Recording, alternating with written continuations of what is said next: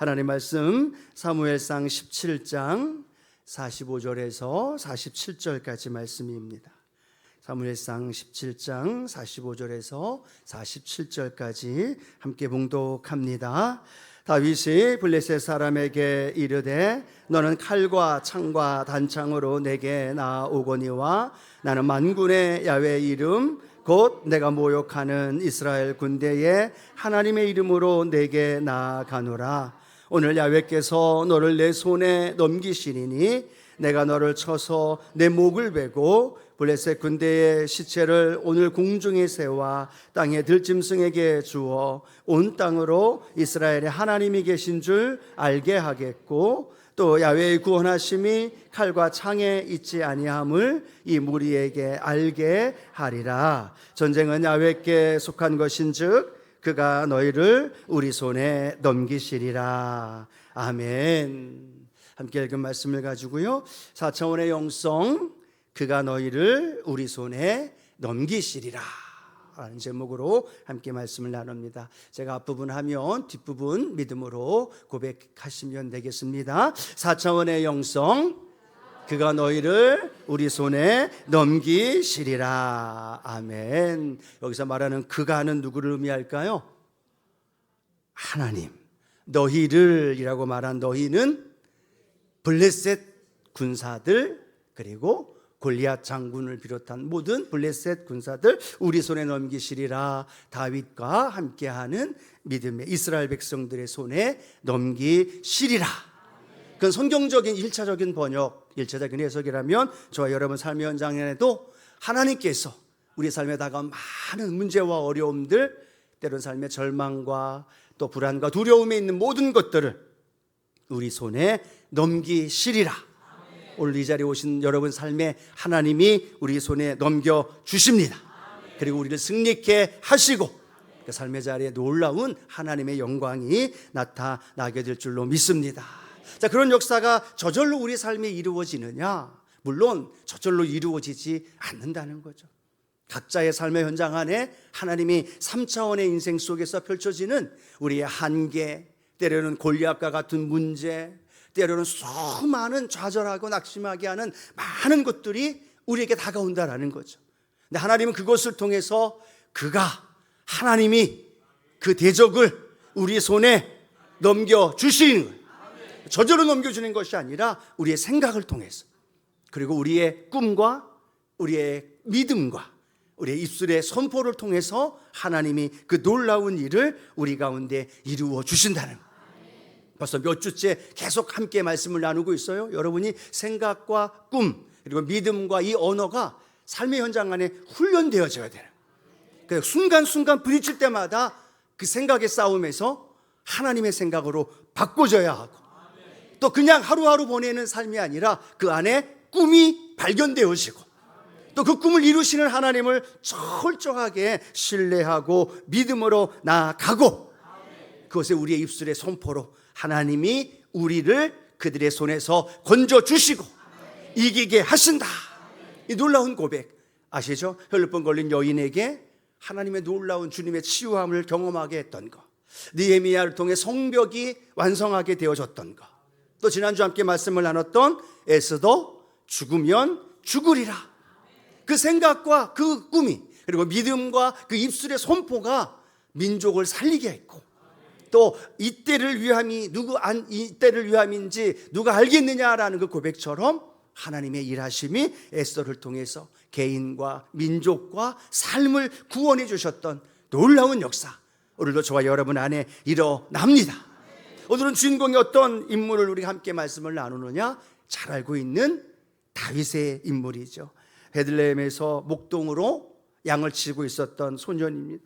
그러나 그 목동이 이스라엘의 역사 속에 가장 위대한 왕으로, 지금도 가장 존경받는 왕으로 하면 다윗으로 인정하듯이, 그러나 그의 인생은 처참하게 도망자의 삶을 살아가면서 아들에게 배신당하는 아픔도 있었고, 또 밧세바를 범함으로 인한 죄인의 삶을 살았음에도 불구하고 하나님이 그를 뭐라고 말씀하시느냐?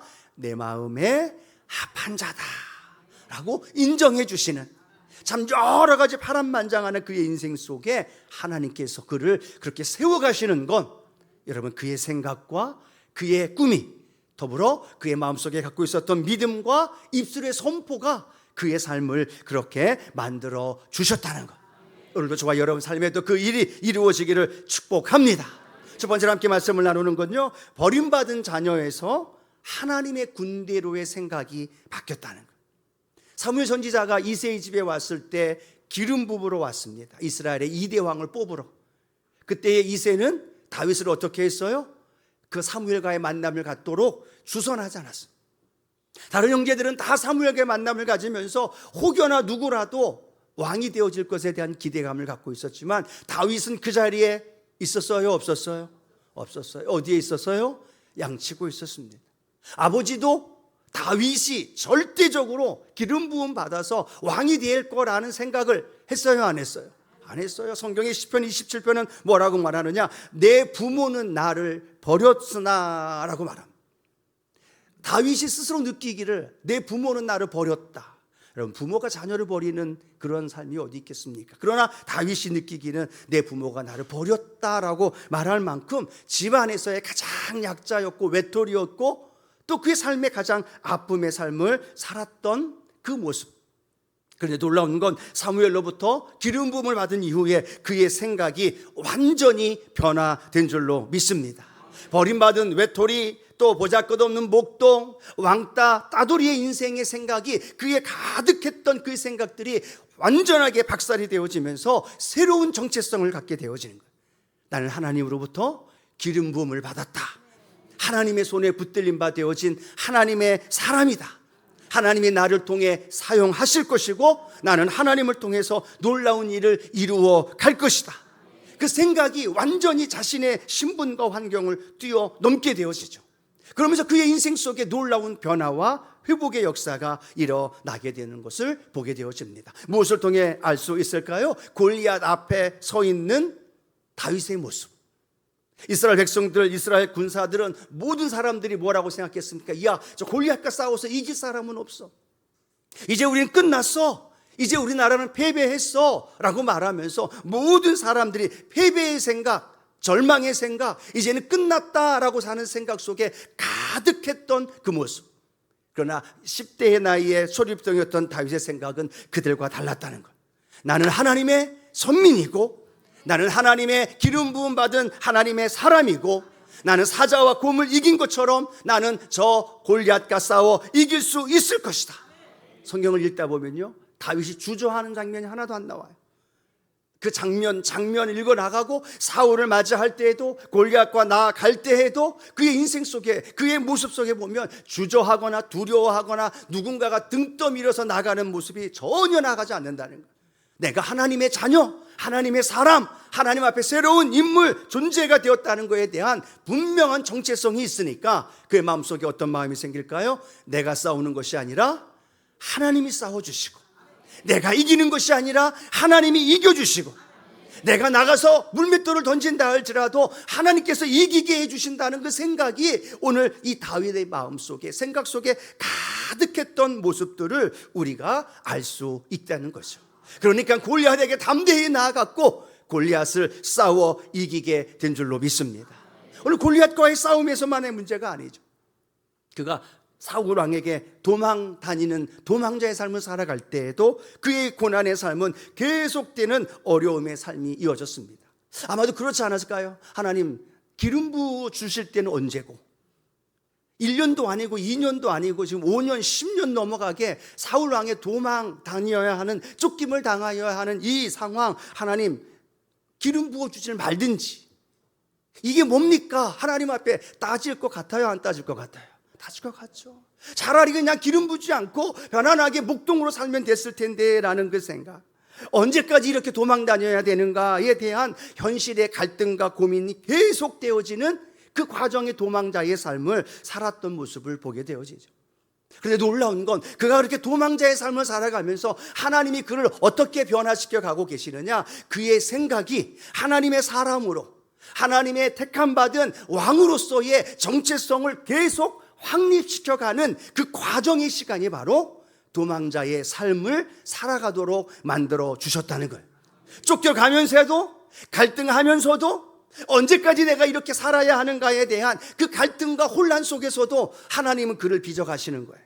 무엇으로 빚어가요? 하나님의 택한 왕으로서의, 자신만을 바라보는 것이 아니라 민족을 바라볼 수 있도록, 고난 속에서, 광야 속에서 암울한 그 삶의 현장에서도 그 변하지 않는 하나님에 대한 그 자신에 대한 정체성을 가지고 그 길을 걸어갈 수 있도록 하나님은 그를 빚어가시고 만들어가면서, 그러면서 다윗은 점점 더 하나님께 택함받은 정체성으로 그 사람으로서 분명하게 인식하며 살아가는 놀라운 역사가 일어난 줄로 믿습니다. 오늘 이 예배 말씀 속에서요, 우리의 생각이 하나님의 생각으로, 특별히 하나님이 나를 택하시고 나를 구별하시고 나를 하나님의 제사장으로 삼아주시고 새로운 피조물로 나를 삼아주셨다, 이 생각이 오늘 내 자화상 속에, 내 정체성 속에 가득 채워지는 은혜가 있게 되기를 축복합니다.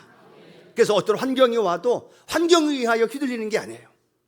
어떤 상황이 와도, 쫓겨다니는 도망자의 삶을 살아도, 동굴 속에 피난에 있어도, 또 때로는 불안과 두려움 속에 있을지라도 다윗은 변하지 않은 건, 나는 하나님으로부터 기름 부음 받은 자야, 하나님은 나를 새로운 존재로 택한 받은 자야 라는 것에 대한 분명한 인식이 그의 마음속에 있을 때 환경과 상황과 문제를 이길 수 있더라는 점.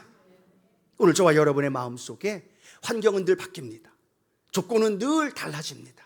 근데 변함없는 건 하나님이 저와 여러분을 택하셨고 자녀 삼아주셨고, 그렇죠? 여도순복음 수원교회 성도로 불러주셨고, 그 믿음의 길을 걸어가는 이 분명한 정체성, 새로운 피조물이 되어진 이 정체성은 바뀌지 않는다는 거예요. 이걸 놓치지 말고 이 중심을 가지고 삶의 문제와 어려움과 환경을 바라보게 되면 하나님께서 놀라운 일들로 우리 가운데 이루어 주실 줄로 믿습니다. 조영기 목사님 늘 아침마다 거울을 바라보면서 그렇게 고백했다고 하죠. 예수님의 십자가의 보혈로 나는 용서받은 의인이 되었다. 나는 예수님의 십자가의 보혈로 성령 충만한 사람이 되었다. 예수님의 십자가의 보혈로 나는 치료받고 건강한 사람이 되었다. 아프고 있어요. 누구에게도 말 못하는 질병과 고통 속에 있었음에도 불구하고 십자가의 보혈의 은혜로 나는 치료받고 건강한 사람이 되었다라고 그 정체성을 분명히 고백하는, 나는 아브라함의 복을 받은 자가 되었고 영원한 천국과 영생의 그 복을 받은 자가 되었다. 내 힘이 아니라 예수 그리스도의 십자가의 보혈의 은혜로, 그 고백이 날마다 우리 조영기 목사님을 새롭게 변화시켜 주셨고 담대하게 말씀을 전할 수 있었고 그곳에 놀라운 기적의 역사가 일어난 줄로 믿습니다.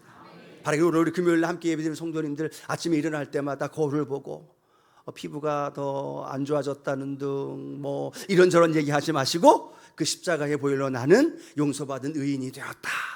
오늘도 나는 성령의 충만한 가운데 살아간다. 예수님의 십자가 보혈로 나는 건강하고 치유받았다. 몸은 아프고 여러 가지 상황과 환경은 어려워도 중요한 건 그건 중요한 게 아니라 내가 누구인가에 대한 정체성이 분명히 우리 마음속에 있어야 된다는, 그걸 고백하면서 그 은혜 안에 넉넉히 이기는 저와 여러분이 되어지기를 축복합니다.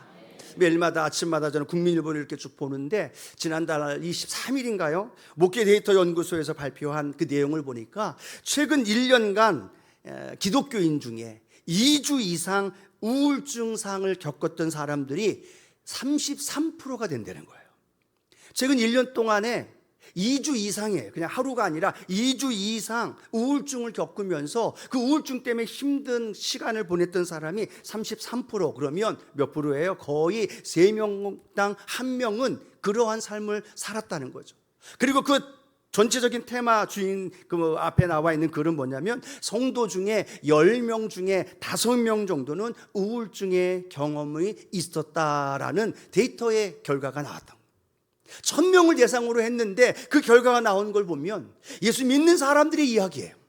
믿지 않는 사람들의 이야기가 아니고 예수 믿고 신앙생활 하면서도 우울증에 대한, 우울함에 대한 자신의 어떠한 환경과 물질, 또 때로는 재정적인 아니면 건강상의 이유로 우울증의 그런 경험을 겪고 있는 사람들이, 믿는 사람들도 둘 중에 1명, 그런 경험을 하고 있고, 요즘은요, 나이가 어리든 나이가 많든 우울증에 인하여 많은 사람들이 고통 속에 힘겹게 살아가는 어려움 겪는 분들이 너무나 많다라는.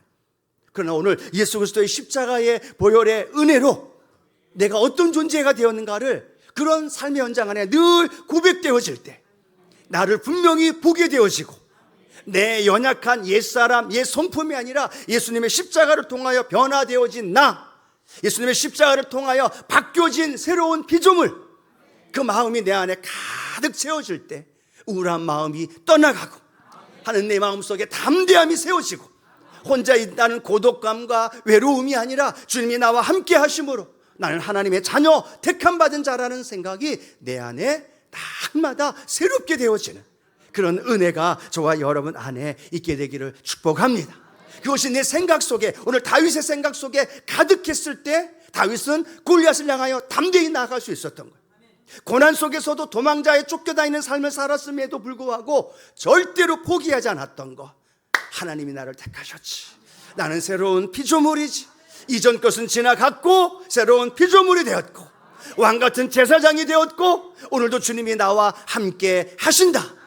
이 믿음의 이 고백, 이 믿음의 삶의 우리의 생각의 정체성이 담대하게 우리 마음속에 심겨져서 어떤 문제와 어려움이 다가와도 절대로 변하지 않는 우리 믿음의 성도님들 되어지기를 주님의 이름으로 축복합니다. 그 생각이 바뀌어지니까 다윗에게 어떤 일이 생겨나기 시작할까요? 보이는 거인 넘어 무너진 대적을 시각화하다는 것. 보이는 거인 골리앗입니다. 근데 놀라운 건 그 골리앗을 보면서 그 큰 3m 되는 그 장수를 바라보면서 다윗은 무엇을 꿈꾸기 시작했어요? 그 골리앗이 무너진, 그 골리앗을 싸워 이기는 그 모습을 시각화하면서 믿음으로 바라보면서 그 삶의 놀라운 하나님의 꿈이 그 다윗 안에 이루어지더라는 거예요. 그래서 성경 사무엘상 17장 47절에 다윗은 이렇게 고백하며 나아가지요. 또 야훼의 구원하심이 칼과 창에 있지 아니함을 이 무리에게 알게 하리라. 어떤 꿈이 생겼어요? 다윗에게? 이 무리에게, 이스라엘 백성들, 이스라엘 군사들에게, 저 블레셋 사람들에게 알게 하고 싶은 꿈이 생긴 거예요. 어떤 꿈이 생겼어요? 야훼의 구원하심이, 저 골리앗에게서 이기게 하심이 칼과 창에 있지 아니하고, 전쟁이 누구에게 속했다? 하나님께 속해 있다는 것을 이 무리에게 알게 하고 싶은 마음, 그 마음이 다윗 마음속에 용솟음치는 거예요. 견딜 수 없는 거예요. 아니, 저 할례받지 않은 블레셋 장군이 어떻게 하나님을 모욕하고 하나님의 백성들을 모욕할까라는 생각과 함께 전쟁이 하나님께 속해 있음을 믿음으로 꿈꾸면서 골리앗에게 달려나가고, 골리앗이 무너진 그 모습을 바라보며 꿈을 꾸면서 물맷돌을 던질 때 골리앗을 이기게 되는 놀라운 역사가 일어난 줄로 믿습니다. 거인을 보면서 무엇을 봤어요? 무너진, 이긴, 골리앗을 승리케 한 그 하나님을 보았고, 그 하나님을 통하여서 모든 이들에게 알게 해주고 싶었던 그 꿈이 다윗에게 있었던 거죠. 오늘 여러분이 이 예배를 통해서 때로는 우리 삶에 펼쳐지는 많은 골리앗과 같은 어려운 문제와 어려움이 다가왔을 때 그 문제를 바라보는 게 아니라 그 문제 너머에 계신 하나님을 보기를 축복합니다. 그 하나님이 이 문제를 해결해 주신 것에, 그리고 더 나아가 하나님 이 문제가 해결되어져서 하나님께 간증하고, 하나님 저 골리앗을 따르는 저 블레셋들에게, 아니 저 문제 앞에서 벌벌벌 떨고 있는 이스라엘 백성들에게 하나님은 칼과 창이 아니라 하나님을 믿고 믿음으로 나아가는 이들에게 승리 주신다는 이 놀라운 사실을 그들에게 알게 하여 주시옵소서. 오늘 여러분 그 꿈이 저와 여러분 안에 있게 되기를 축복합니다. 오늘 내 문제가 해결되는 게 꿈이 아니에요. 오늘 내 문제, 내 질병, 내 한계, 내가 갖고 있는 기도의 제목이 응답받는 게 꿈이 아니라 그걸 통해서 내 주변에 있는 이들에게 하나님은 나의 편이 되어주시고 내 기도에 응답해 주시고 내 삶에 놀라운 기적으로 역사하시는 하나님을, 하나님 내 믿지 않는 이웃들에게, 주변에 있는 사람들에게 알게 하옵소서. 다윗은 자기만 꿈을 꾼 사람이 아니라 주변에 있는 사람들을 꿈꾸게 했던 사람이라. 그렇죠? 다윗과 함께 했던 사람들, 사무엘상 22장 1절에서 2절 보면 아둘람 굴에 있었던 공동체의 모습을 보여주죠. 우리 사무엘상 22장 1절과 2절 같이 한번 읽어보도록 합니다.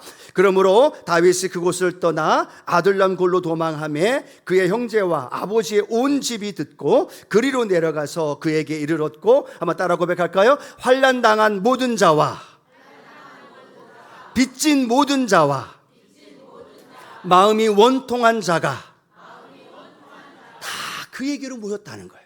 누구에게 모였다고요? 다윗에게 모입니다.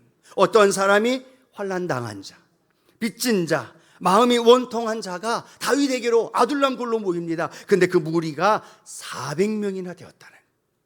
도망자의 신세 입장에서 400명이 함께 한다는 건 생명의 위험이 더 크게 부담으로 다가올 수밖에 없는 상황이었다는 겁니다. 그럼에도 불구하고 다윗은 환난당한 자, 빚진 자, 마음이 원통한 자, 상처와 절망 속에 있는 자들을 외면한 것이 아니라 그들과 함께하면서 그들의 생명을 도와주었고 먹을 것을 챙겨주었고 그들이 현실 앞에 무너져 있는 마음에 하나님이 주시는 꿈을 꾸게 하면서 하나님의 나라를 그들의 마음속에 보게 해주었던 꿈꾸는 사람 다윗.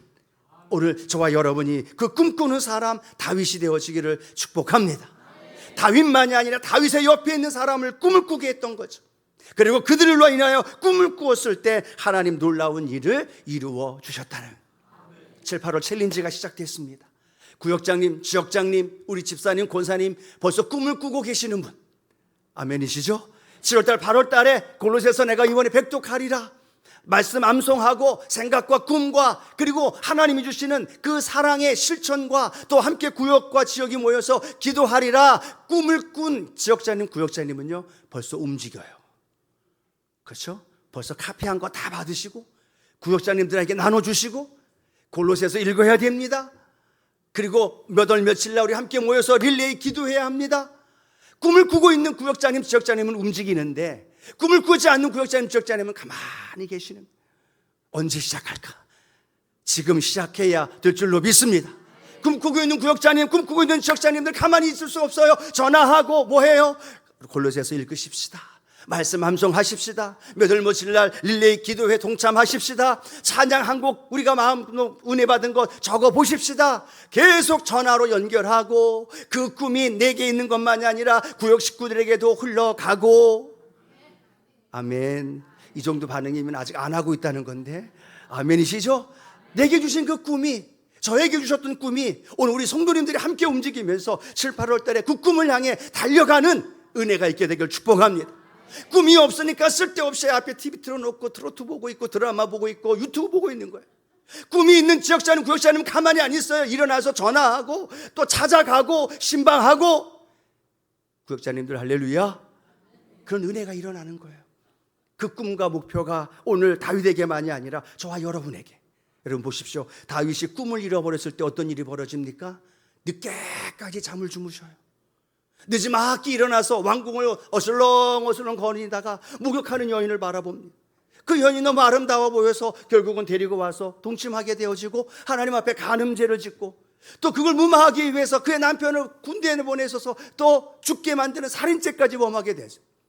사실 그 시간에도 다윗이 전쟁에 나가서 격렬해 주거나 어떤 그러한 삶의 꿈을 향해 달려가야 되는데 꿈이 없고 하나님의 꿈을 잃어버린 다윗의 모습.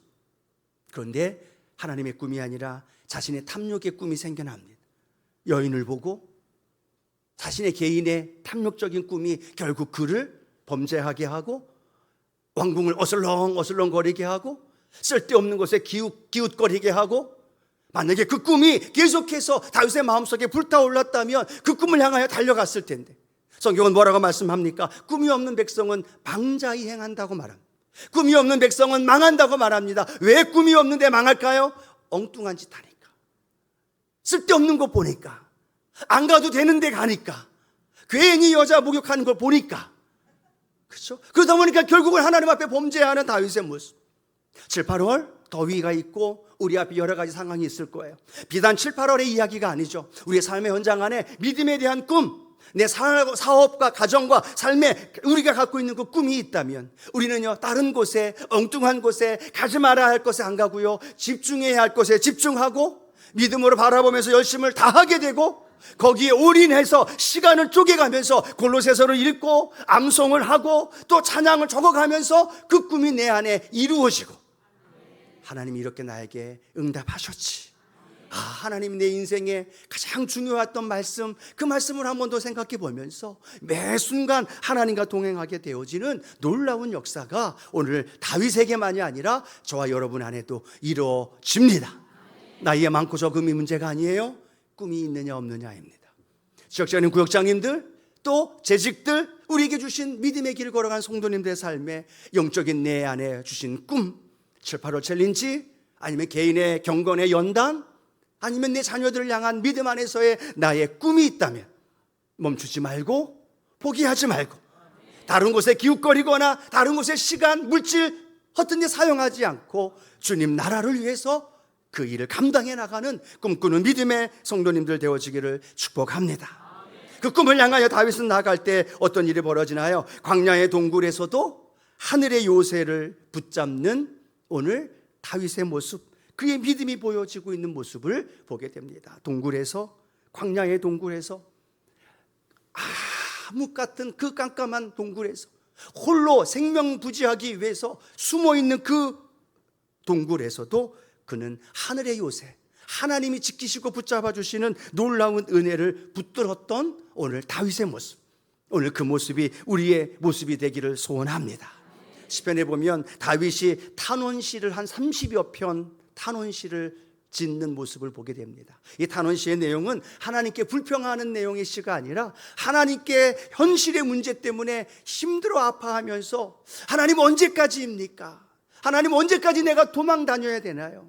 내 대적이 나를 죽이려고 하는 사람들이 너무나 많습니다. 내가 살기 어렵습니다라고 자신의 삶을 토로하면서 하나님 앞에 불평하는 것이 아니라 그 삶의 자리에 하나님 해결해 달라고, 응답해 달라고 간구함으로 연결되어지고, 근데 놀라운 건 현실은 그대로 동굴 속에 있지만, 현실은 그대로 도망자의 삶을 살아가고 있지만, 현실은 그대로 막막한 미래의 불안함이 있지만 다윗의 마음속에는 하나님을 향하여 찬양하고 하나님께 믿음을 가지고 담대히 고백하며 나아가는 다윗의 모습, 오늘 그 모습이 우리의 모습이 되어지기를 축복합니다.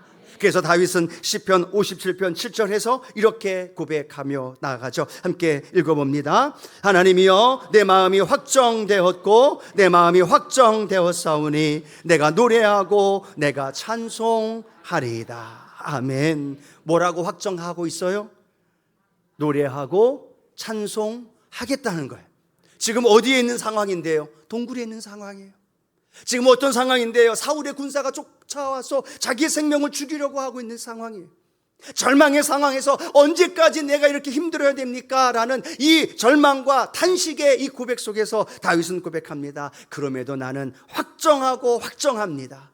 하나님을 노래하고 하나님을 찬송하기로, 그 하나님이 나를 붙들어 주시고 인도해 주실 것을 믿으니 내가 하나님을 찬송하며 노래하며 나아갑니다. 오늘 그 믿음의 고백이 찬송하며 노래하게끔 인도했던 것처럼 오늘 저와 여러분의 삶에 인도하신 그 주님을 향한 믿음이 오늘도 저와 여러분을 하나님을 찬양하고 하나님께 기뻐하면서 믿음의 길을 달려나가는 저와 여러분 되어지기를 축복합니다. 마치 이런 생각을 좀 해봤습니다. 어제 우리 국내 선교 가시는 7분, 저랑 포함해서 7분이 해제를 갔다 왔어요. 아침 7시 반부터 해서 가고 오고 왕복으로 8시간 정도 왔다 갔다, 또 목사님 만나고 여러 가지 이야기, 음식을 어떻게 할지 사모님하고 이야기 나누면서 갔다가 이제 돌아왔어요. 이제 오늘 갔다 돌아온 이야기를 하는 게 아니라 가는 도중에 제가 마음에 느꼈던 은혜가 있었던 거예요. 어떤 은혜였냐면, 경부를 타고 우리가 7명 스타렉스를 타고 가니까 어디를 이용할까요?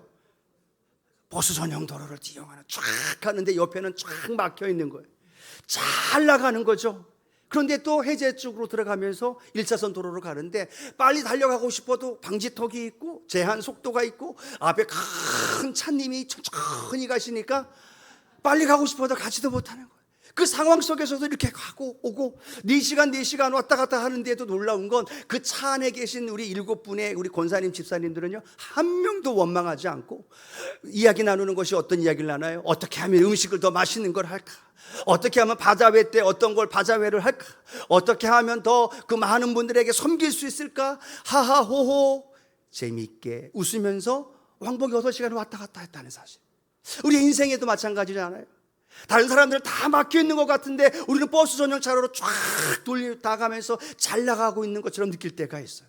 어떨 때는 우리 앞에 큰 차가 있어서 빨리 가고 싶은데 가지 못하는 인생의 어려운 일도 있고, 꼬부락 가야 되는 천천히 방지턱 때문에 가야 하는 인생의 모습도 있다는 거야. 근데 놀라운 건 그 안에 있는 모든 7분의 성도님들이 편안하게 기쁘게 즐겁게 간식 먹으면서 하하호호할 수 있는 건 운전하시는 전도사님이 안전하게 해제까지, 안전하게 수원까지 인도해 준다는 걸 알고 있는 거예요. 뭐 힘들지요라고 말을 한마디 하지만 그 마음속에는 기쁘고 즐거움을 나눌 수 있는 우리의 모습. 말씀드리고 싶은 건 뭘까요? 우리의 인생의 길이 때로는 잘 나가는 것 같을 때도 있고, 막힐 때도 있고, 꼬부랑 길도 있고, 우회해야 되는 길도 있고, 신호에 걸릴 때도 있다는 거예요. 근데 우리의 마음속에는 어떤 마음이 있어요? 그러나 최종 목적지까지 우리 하나님이 우리를 가장 좋은 것으로 인도해 주시고, 가장 아름답고 합력하고 안전하게 우리의 삶을 연결시켜 주실 것이고, 그 가운데 하나님 놀라운 일을 이루어 줄 것을 믿기 때문에 우리는 오늘도 찬양할 수 있고, 다윗의 고백처럼 우리는 노래할 수 있고, 내 마음이 확정되었고 확정되었습니다. 절대로 변하지 않습니다. 원망하지 않고 불평하지 않고 주저앉지 않고 낙심하지 않고 나는 삶의 자리에서 하나님을 찬양하겠습니다. 다시 일어나겠습니다. 이 믿음의 고백이 오늘 저와 여러분의 고백이 되기를 축복합니다. 그러면서 다윗의 인생은요, 마지막으로 사망의 음침한 골짜기에서도 생명의 언어를 창조하는 놀라운 역사가 일어나죠. 골리앗 앞에 모든 이스라엘 군사들은 이제 끝났다고 말하는데 다윗의 말은 달랐습니다. 어떻게 달랐어요? 야훼께서 저를 오늘 내 손에 넘기실 것이다. 온 땅에 이스라엘의 하나님이 계신 줄을 알게 하실 것이다. 전쟁은 하나님께 속했다. 그리고 그가 너희를 그들을 우리 손에 넘기시리라. 묵상하다 보니까 그런 생각이 들어요. 이스라엘 군사들은 당연히 할 말을 하는 거예요. 그 상황에 맞는 말, 그 상황에 합당한 말을 하는 거죠. 근데 중요한 건 다윗은 그 상황에 맞는 합당한 말을 하는 것이 아니라 그 상황 속에서도 믿음의 언어를 선포하는 거죠. 그 상황에도 승리의 언어를 선포하는 거죠. 그 상황에도 이미 이기게 하신 하나님의 언어를 오늘 다윗은 선포하고 있다는 거예요. 여러분, 당연한 말 하는 것이 아니라 어떤 말을 해요? 승리의 언어를. 당연한 말로 내 환경에, 내 상황에, 내 조건에 맞는 당연한 말. 아유, 목사님 안 됩니다. 아유, 권사님 저는 못해요. 아유, 장로님 저는 이런 상황 때문에 저는 할 수 없습니다. 당연해요. 근데 그 당연한 말은 믿음의 언어가 아니더라고요. 당연한 말은 승리의 언어가 아니더라는 거예요. 이스라엘 군사들은 모두가 당연한 말 했어요. 아유, 어떻게 3m가 다 되는 저 골리앗, 저 장수, 저 용맹스러운 사람은 어떻게 우리가 이겨요? 당연한 말이에요. 그런데 그들은 그 당연한 말 속에 할 수 없다는 언어로, 못한다는 말로. 그런데 다윗은 그들보다도 어린 10대의 나이임에도 불구하고 당연한 말이 아니라 승리의 언어로 하나님이 나와 함께 하신다. 저를 하나님께서 내 손에 붙여주신다. 하나님이 싸워 이기고 전쟁이 하나님께 속해 있다. 그 승리의 언어가 다윗에게 고백되어지더라는 거예요. 차이점이 있다면 그거예요. 당연한 말을 하느냐, 승리의 언어를 하느냐. 당연한 말을 하느냐, 믿음의 언어를 하느냐. 그다음에 오늘 우리는 어떤 말을 많이 하나요? 당연한 말, 합당한 말, 이성적이고 논리적으로 당연하다고 이야기하는 말, 안 된다라고 불가능하다라고 하는 말. 근데 놀라운 건 성경은 그 말을 원하는 것이 아니라, 하나님은 그 말을 듣고 싶어 하는 것이 아니라 믿음의 언어, 승리의 언어, 그 삶을 통해 하나님이 행하실 전쟁은 하나님께 속했다. 이 말을 하나님은 들었길 원하셨고, 그 말을 선포했던 다윗을 하나님은 사용하셨고, 그를 통해서 골리앗을 이기게 하시는 놀라운 역사 우리 안에 일어난 줄로 믿습니다. 노년의 다윗은 그렇게 고백하죠. 야훼가 나의 목자시니 내게 부족함이 없으리로다. 푸른 풀밭과 쉴만한 물가로 나를 인도하셨도다. 여러분, 도망자의 삶도 살았어요. 쫓겨다니면서 먹을 것 마실 것 없어서 간신히 하루하루 버틸 때도 있었어요. 그런데 그는 이야기합니다. 내게 부족함이 없었다. 부족함이 없었도다. 왜 그랬을까요? 성경 시편 23편 4절은 우리에게 이렇게 말합니다. 함께 고백합니다. 내가 사망의 음침한 골짜기로 다닐지라도 해를 두려워하지 않을 것은 주께서 나와 함께 하심이라. 비밀이 뭐예요? 주께서 나와 함께 하심이라. 그러기에 나는 부족함이 없었습니다. 나는 승리합니다. 푸른 풀밭과 실만한 물가로 인도하십니다.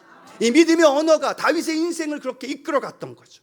그리고 다윗의 파란만장한 삶을 살았음에도 불구하고 하나님 앞에서 마음에 합한 자, 죄를 지었을 때에는 나는 죄인입니다. 내가 죄를 지었습니다. 내 죄악을 용서하소서. 하나님 앞에 죄를 정직하게 고백하고, 문제 앞에서는 문제가 끝이 아니라 문제 뒤에 계신 하나님이 나의 요새가 되시고 나의 피난처가 되시고 나의 산성이 되시고, 놀라운 거잖아요. 그 하나님을 찬양하는 거예요.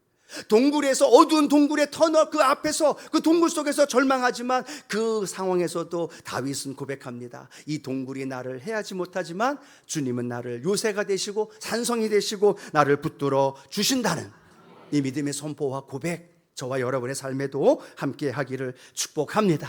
말씀을 맺기를 원합니다. 오늘 생각과 꿈과 믿음과 말, 이 네 가지를 우리 앞에 있는 스크린을 보면서 함께 고백했으면 좋겠습니다. 다윗의 고백이지만 오늘 우리의 고백이 되기를 원하면서 생각, 제가 앞부분을 읽으면 여러분 뒷부분을 힘차게 함께 고백했으면 좋겠습니다. 생각, 꿈, 믿음, 하나님의 요새다. 말, 사망의 음침한 골짜기일지라도 야훼는 나의 목자시니 부족함이 없다. 아멘. 이게 다윗의 고백으로 끝나면 안 돼요. 이 고백을 우리에게 가르쳐 주신 이유는 우리도 똑같이 이 삶을 살아갈 수 있도록 우리를 인도해 주시는 거예요. 이 고백을 여러분, 저와 삶의 현장 안에 날마다 고백하면서 하나님이 행하신 놀라운 일이 이 네 가지 요소를 통해 다윗에게 임하였던 것처럼 하나님 오늘 저와 여러분을 통해 그 일을 이루어 주십니다.